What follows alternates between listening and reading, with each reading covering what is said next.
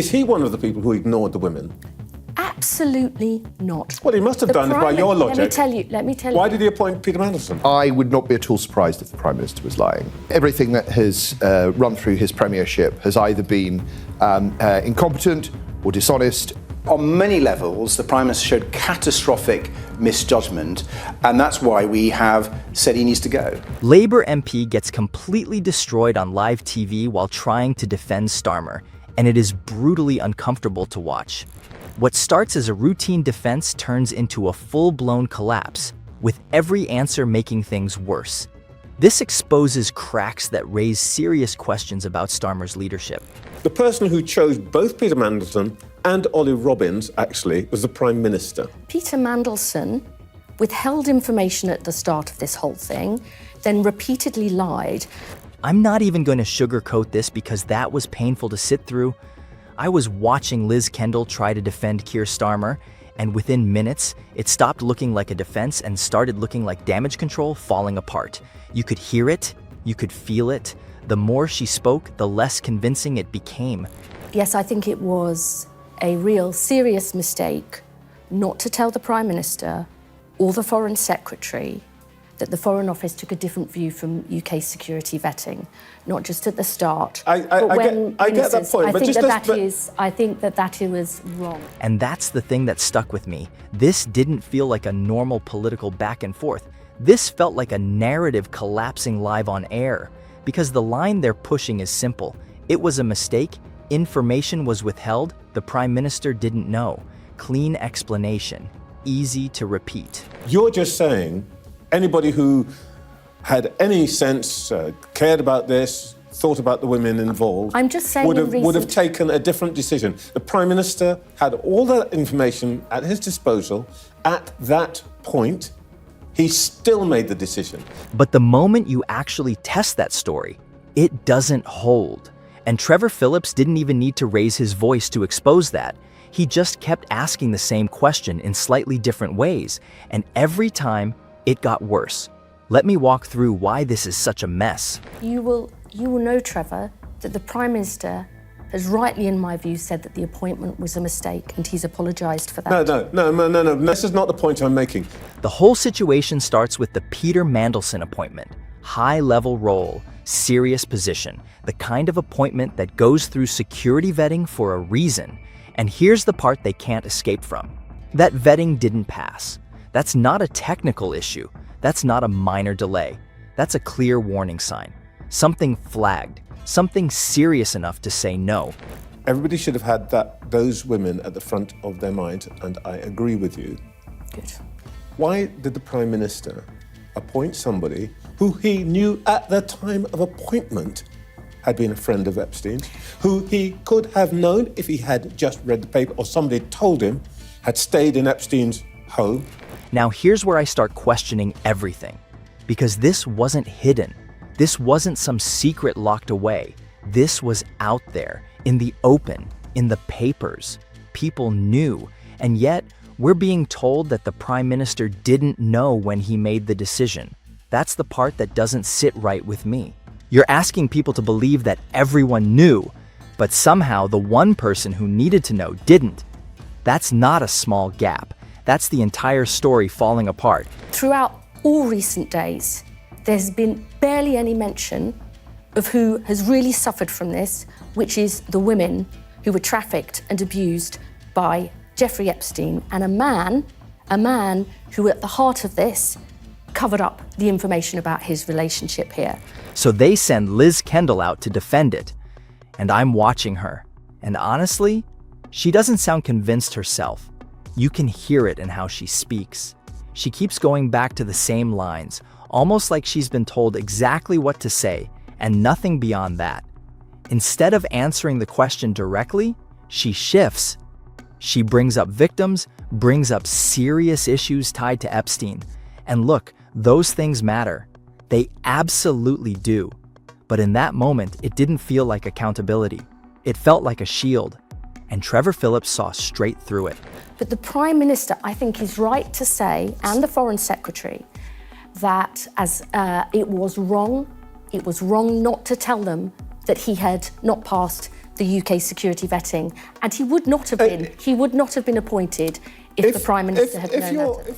That's what made this so uncomfortable. He didn't get aggressive. He didn't interrupt. He just stayed calm and kept pulling the thread. And then he hit the point that changes everything. If everyone knew about Mandelson's connections, then how did Starmer not know? That's it. Simple question, without any trick or spin. And from that moment, I could see it unraveling. Paedophile Well, stayed you will in know his home. that he withheld information about it, that he lied about the extent of his relationship. And that is why the Prime Minister... Everybody in the country knew that. That is why the Prime Minister said that that appointment was a mistake and has apologised about it. She goes back to the same defense. Information was withheld, it was a mistake, there's been an apology. But now it sounds hollow, because it doesn't answer the question anymore. It just circles around it, and the more she repeats it, the more obvious it becomes that it's not enough. There's a gap there that no one is filling. And I kept thinking, this isn't even about politics at this point. This is about basic accountability. Either he knew and went ahead with it anyway, or he didn't know, which raises a completely different problem. Because how do you make an appointment like that without knowing something that everyone else knew? Neither option looks good, not even slightly. I have never had a Prime Minister in my lifetime who has cared as much or has done as much about violence against women and girls. You're still not Women answering my and girls- question. If he cared so much, and this was such a big deal, why did he appoint somebody who he knew was an associate of a convicted paedophile Well, who you stayed will in know his that home? That's why this hit as hard as it did, because it exposed something deeper. Not just a bad decision, but a system where the explanation doesn't match the reality. And when that gets tested in public under pressure, it doesn't take much for it to fall apart. This is where everything starts to collapse, and it is not subtle. Liz Kendall falls back on the same lines again and again. She repeats that it was a mistake, that information was withheld, and that the Prime Minister has apologized. The first time, it sounds like a standard defense. The second time, it feels rehearsed. By the third time, it becomes clear that there is nothing else behind it. Somebody who sees the most sensitive documents, knows all the secrets, knows who our spies are and all of that. You're just telling me this is actually And not the that minute important. that he He found made a out- mistake, and frankly, all he has to do is come to the dispatch box, say, you know what, sorry mate, I made a mistake. Because Can I we get think on with he some other is- stuff because now? Trevor Phillips does not interrupt or raise his voice.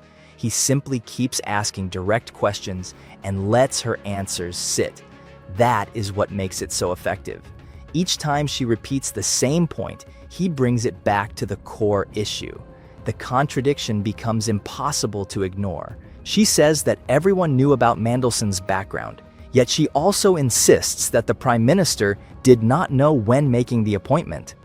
Those two claims cannot both be true. The more she tries to hold them together, the weaker her position becomes.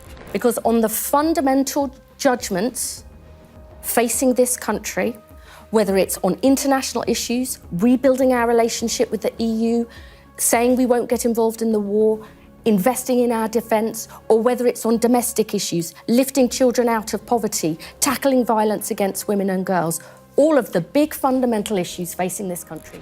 You can hear the shift as it happens. Her answers become longer but less clear. She circles back to the same phrases, slightly reworded, as if that will make them stronger. Instead, it highlights the gap. This is no longer a debate. It becomes a slow unraveling, where the explanation loses coherence in real time. Then she pivots to the issue of Jeffrey Epstein's victims. This is serious and important, but the timing raises questions. It does not address the decision that is being discussed. Instead, it shifts the focus toward emotion. It feels like an attempt to move the conversation away from accountability. Trevor Phillips acknowledges the point briefly, but does not allow it to derail the discussion. He brings it straight back to the same question. Why was the appointment made? That he's still sending these MPs out to speak, trying to defend him, and I don't think they even believe what they're talking about when trying to defend him, right? At this stage, the defense is already struggling, but the situation becomes more difficult with the introduction of the Ollie Robbins clip. This adds a second layer to the story. Robbins makes it clear that the Prime Minister was not simply unaware. He indicates that the Prime Minister had a role in pushing the appointment forward and formed his own view before the process was completed. All ministers were told that he had got developed vetting status. We were not told that the Foreign Office took that decision, whereas the UK security vetting advised against. This directly contradicts the idea that the decision was made without full knowledge. It suggests that this was not just an error, but an active choice. Once that is introduced, the entire defense starts to break down. It is no longer enough to say that information was withheld if the decision itself was driven from the top. And that is what Peter Kyle was saying. You knew that there was a problem, but you decided to gamble with the country's security. No, we did not. I completely refute that the Prime Minister would do anything to put the UK's security at risk. This leads to the central question that remains unanswered. What did Starmer actually know? There are only a few possibilities. He either knew everything and chose to proceed, which makes it a deliberate decision. He knew nothing, which raises serious concerns about leadership and oversight. Or he knew some of the details and ignored the warning signs, which still reflects poor judgment. Now look at how this is being handled. Starmer isn't out there answering these questions directly. Instead, MPs are being sent out to defend it. They repeat the same lines, take the hits, and then it moves on. So we're back to the same question again. Was this just a mistake? Or is there something deeper going on? Because right now, credibility is the real damage here. Once that starts slipping, it's very hard to get back.